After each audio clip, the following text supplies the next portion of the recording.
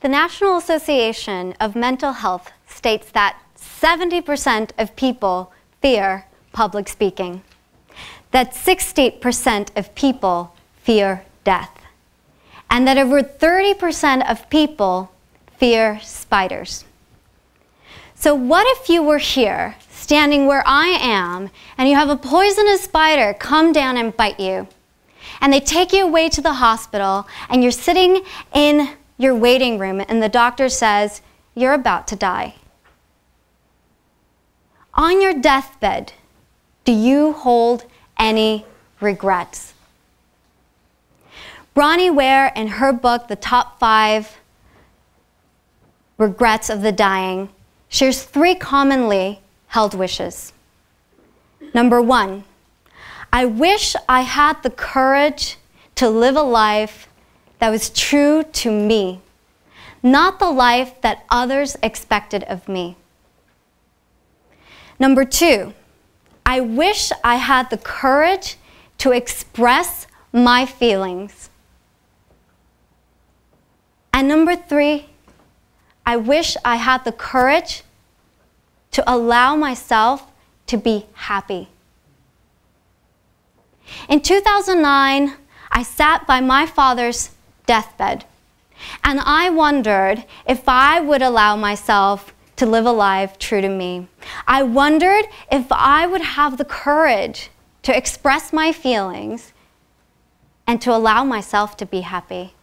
And to be honest, these were on my list of coulds and woulds. But all I could think about, sitting by my father's bedside, was my list of shoulds. I should do what's best for my family and not let them down. I should be strong and not show any sign of weakness, vulnerability, or tears.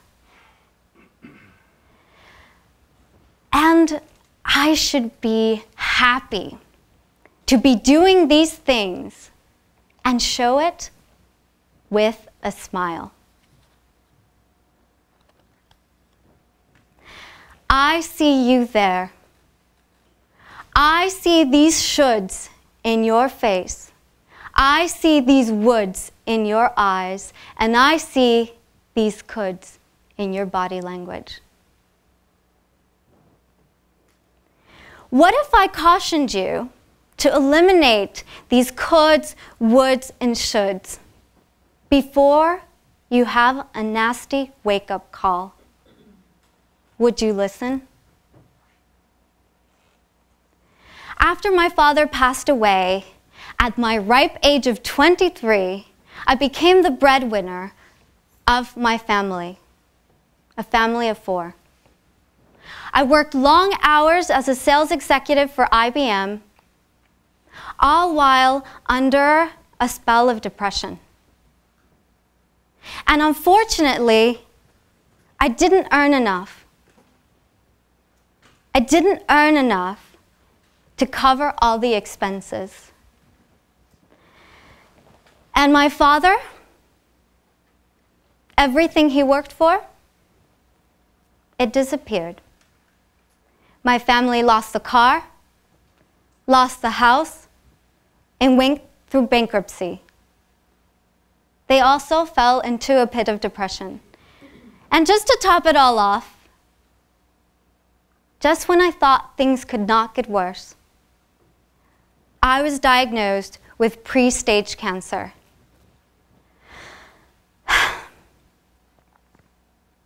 I was terrified.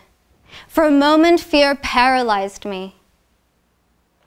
I felt in denial. How could this be happening to me? My father was a Superman. He crawled through a sewer tunnel from Mexico to the US to give my family a better life. I was supposed to be Superwoman, and I wasn't. I felt weak. I never saw my father show a sign of weakness, and I was supposed to be strong, but I wasn't.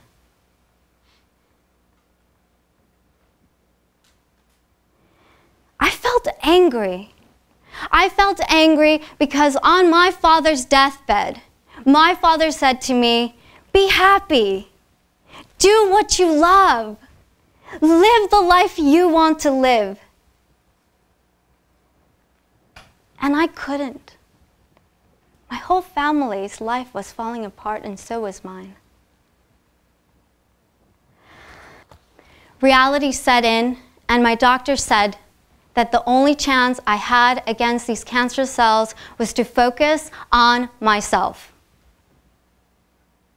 To focus on my health, my nutrition, my well-being, my source of happiness. How could I do this?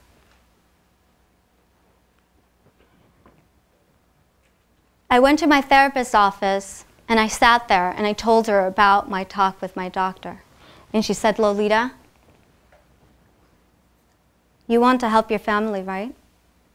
Well, you have to be alive."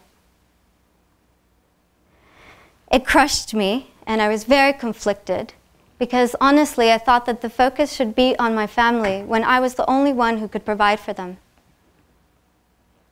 But I understood that I only could do it if I was alive.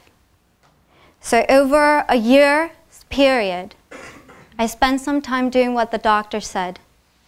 And in that time, I faced my greatest fear, looking at myself in the mirror, looking in the eyes of the woman who had failed herself and failed her family.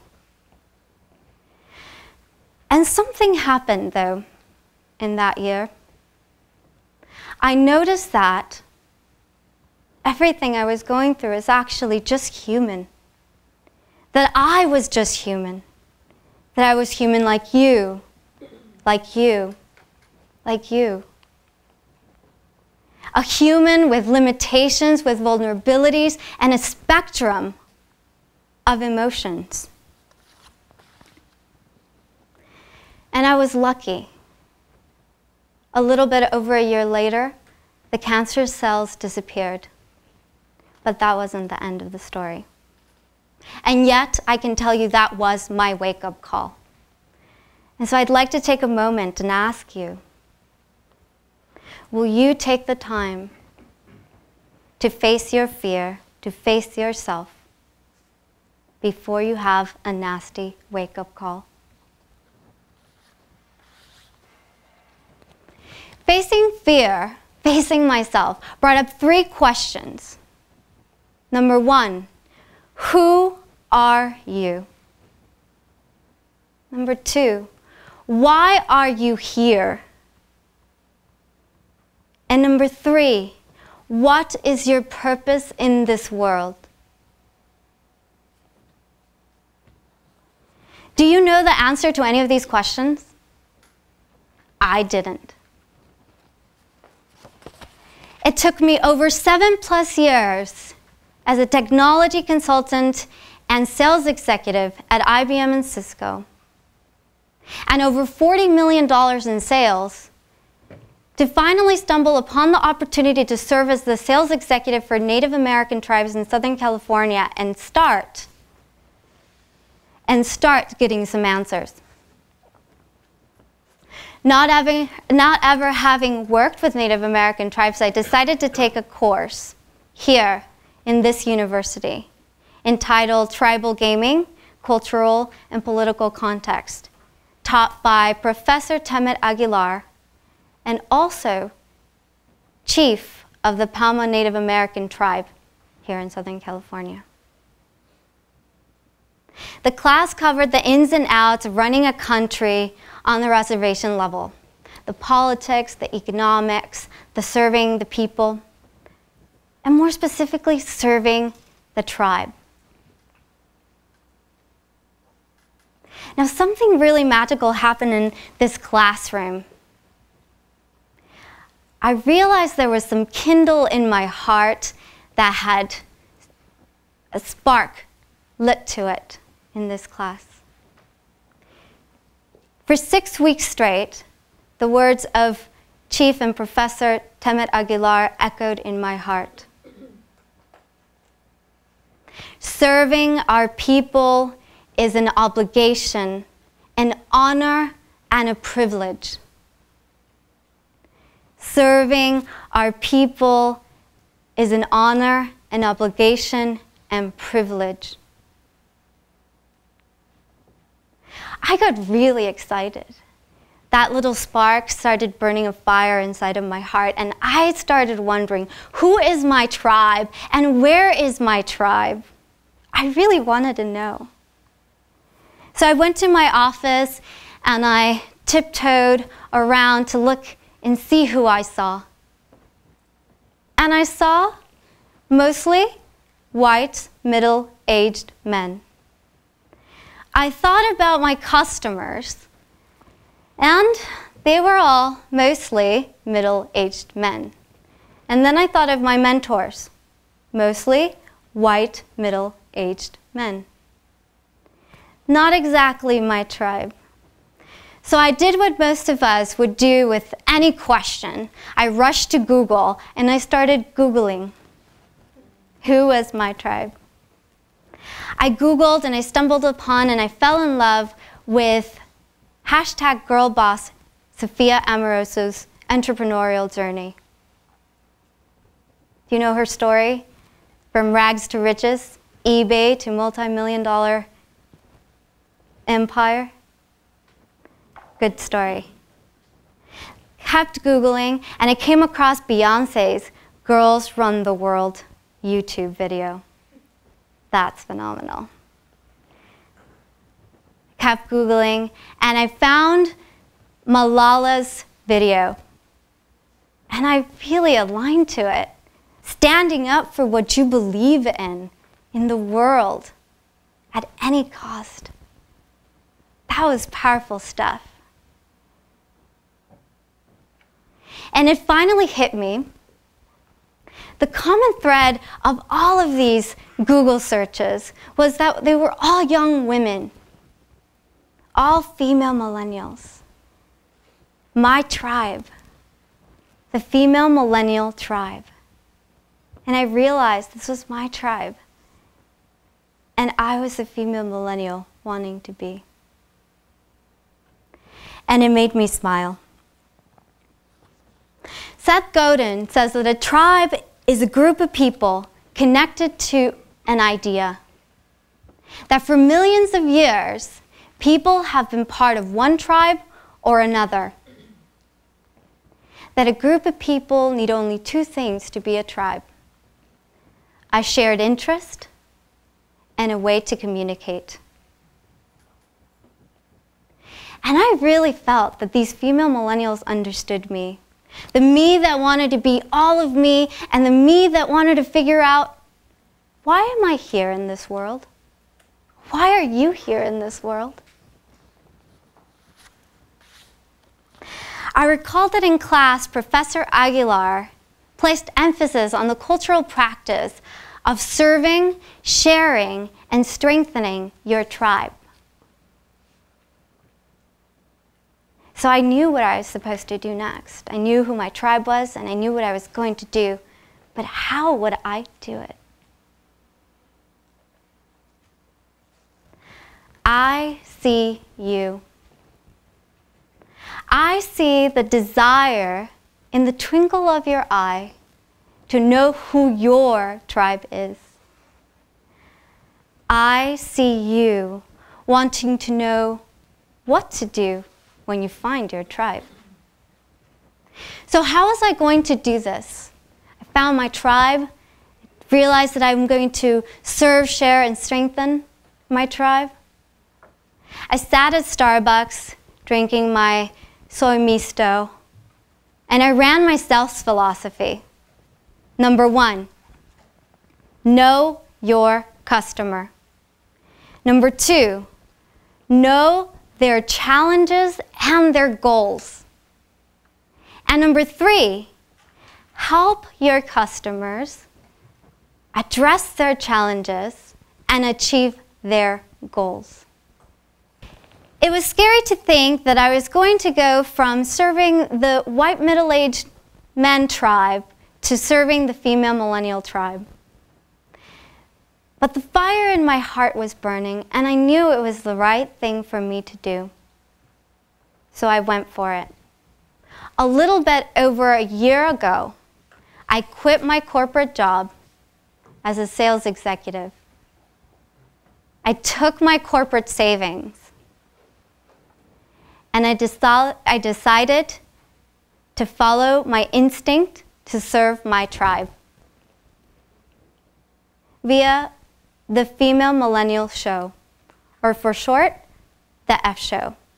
This is a show that aims to inspire, support, and guide female millennials on their path to doing what they love and living the life they want to live as entrepreneurs.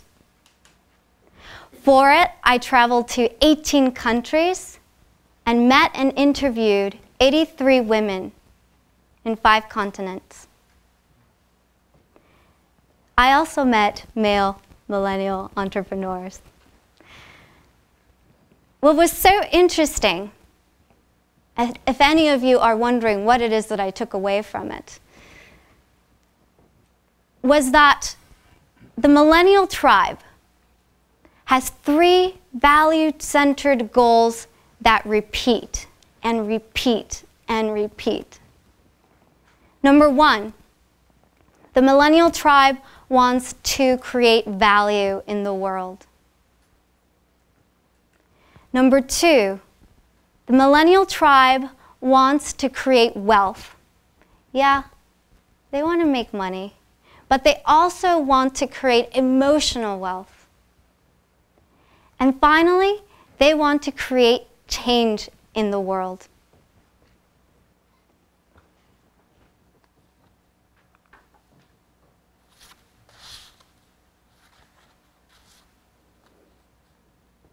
And they're doing it.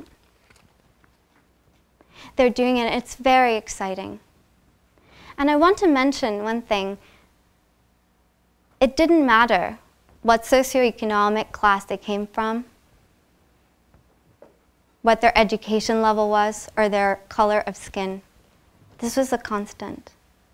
And more interestingly, these value-centered goals that I've just shared did something interesting for each of these people.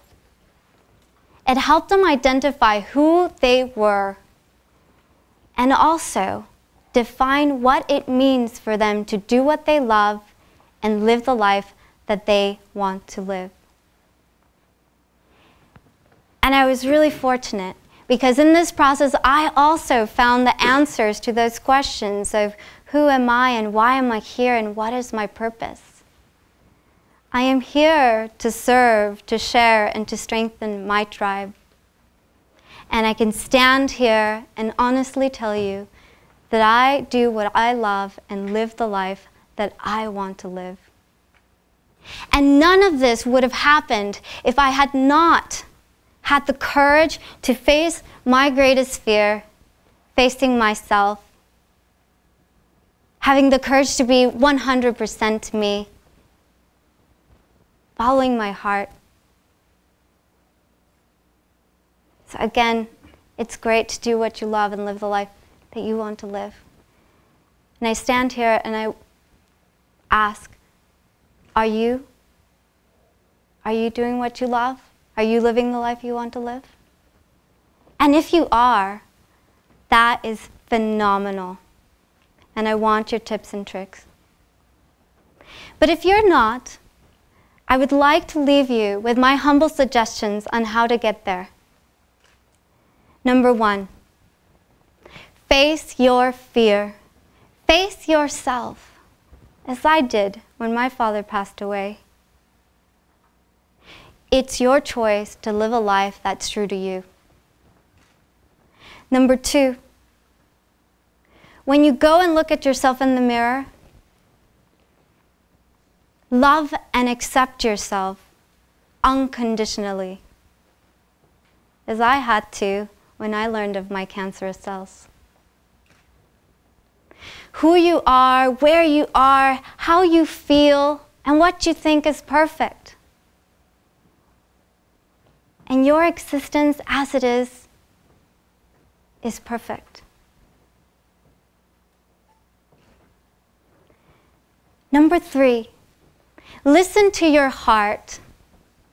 Pay attention to it and close enough so that you know where that kindle in your heart is. And maybe there's already a little fire that's burning. Don't let it die. Feed it. Because that's where you're going to find what it is that you love to do. Number 4, if by this time you have not found your tribe, please go on Google and find it. And I'll tell you why. Because this thing, whatever it means to do what you love, it's actually your gift to the world. Each of us has a purpose, and the purpose is to give this gift to your tribe. So if you're not giving it to your tribe, then what are you doing, right? But outside of that, your tribe, when you find it, the reason why it's also so compelling to go find it is because they have gifts for you as well. And finally, my last suggestion is to give yourself permission to be happy, to be 100% you, to do what you love, and to live the life that you want to live. Because it's possible to be happy and be fulfilled. I see you being 100% you. I see you with your tribe celebrating you. I see you doing what you love and living the life that you want to live. Do you? Thank you.